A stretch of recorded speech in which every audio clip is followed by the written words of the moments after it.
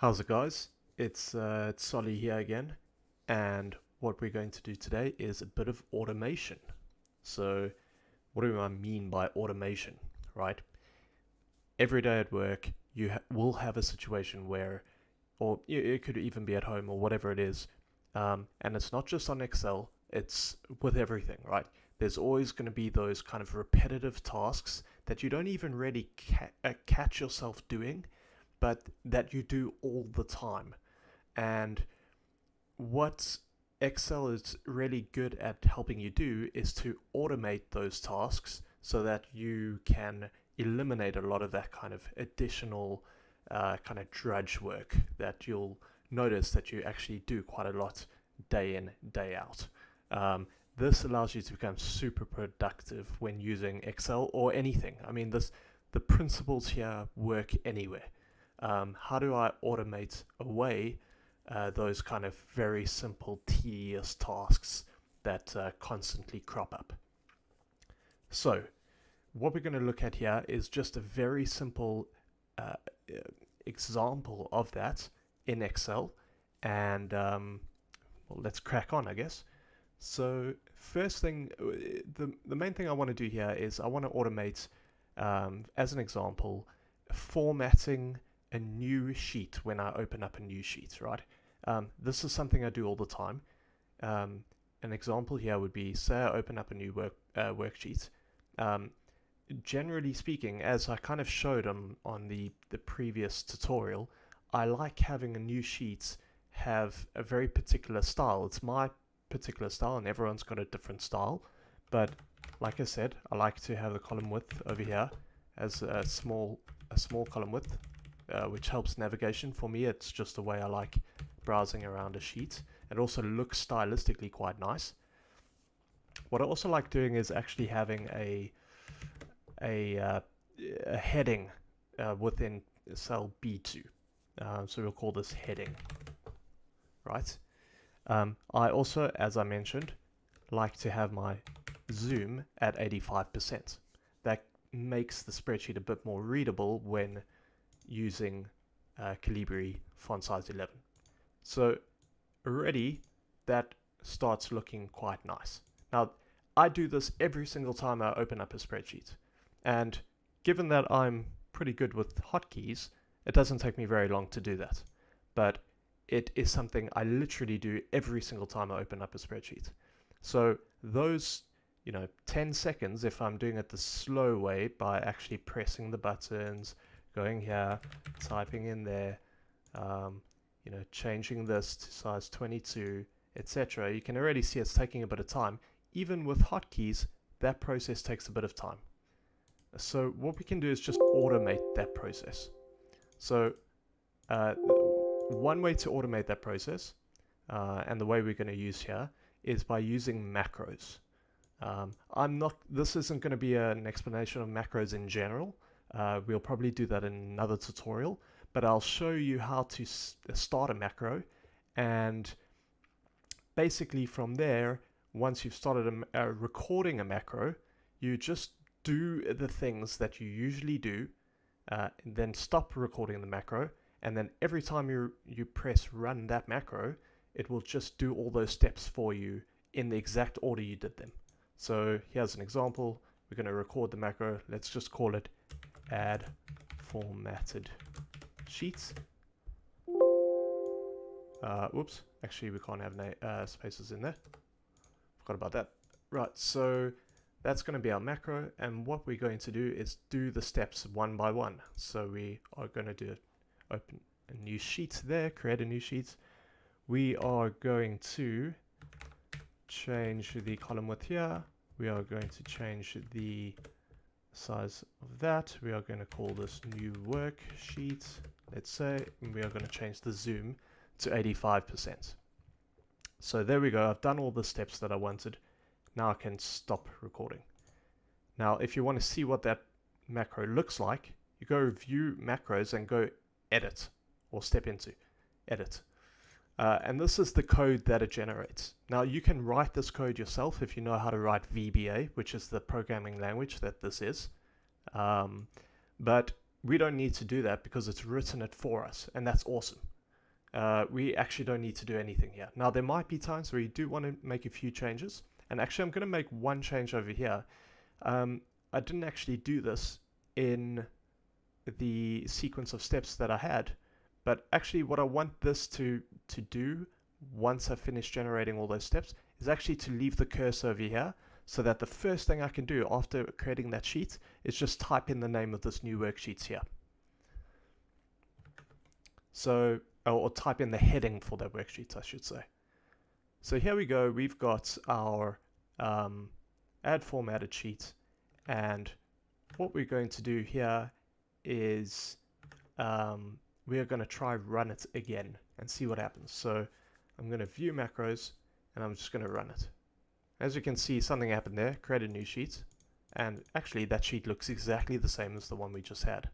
So let's delete both and run it again. Let's just make sure that it actually is working. And there we go, create it. And that was blisteringly fast. I mean, that literally took like no time at all, which is brilliant, right? The problem is that the first thing is that we need, it's still a bit of a process to actually go click here, press that, and then press run. Okay, there's a better way to do this. That's the first issue. The second issue is that if you open up a new Excel workbook, you won't have this macro to work with anymore, which is exactly opposite to what we wanted here. So, because we want to be able to do this for any worksheet that we open, we want this functionality, right? So what we're going to do now is we are going to do something that's called an Excel add-in. Basically, as you can see at the top here, you have a bunch of different functionalities and functions that you have access to for any normal Excel workbook. And actually, one of the things that sometimes you might use, especially if you're doing like analytics and whatnot, is you would have, there is an add-in over here called Solver. And oftentimes people use Solver. We actually might even use it in one of the tutorials. But when you add Solver, it takes a little bit of time to load. And you'll notice in data, Solver's just cropped up over here. Now, it wasn't there before. What we can do is add an add-in, which again will crop up somewhere over here. You click the button and it will run this macro. So all you'll have to do is just find where it is, click the button, and it runs the macro. So that is exactly what we're going to do now. So how do we do that? There is actually one thing I want to do on this worksheet before doing that. That is, let's go back to our macro, and you'll notice that it's generated the macro. This is book 1. It's generated the macro in this module 1. Now, what I wanted to do here is make it so that when this is, I'm going to save this workbook as an add-in. When I do that, I want to make sure that it generates this thing at the top. Now, I didn't know how to do this before, so I literally just went to Google and wrote in, how do I create an add-in in Excel with VBA? And I got to this website. Feel free to go have a look at it yourself. And effectively, there's, you just copy this, paste it in, and it has to be in this workbook, and this is all explained on the website. And the only things you really have to do is change the name of the macro here to add formatted sheets, and then let's just change this to actually say add formatted sheets. And you'll notice that that's it, supercode there. That's just the name that will show when looking at the button. And that's all quite nice to explain here. This basically reads like English. It's really easy to understand at a high level basis anyway. You don't really need to understand the nitty-gritties as long as you know how it works. So we'll just save that in there. And actually what we're going to do is we need to save this workbook. What we're going to do is save this workbook as a macro-enabled workbook because we have that macro in there.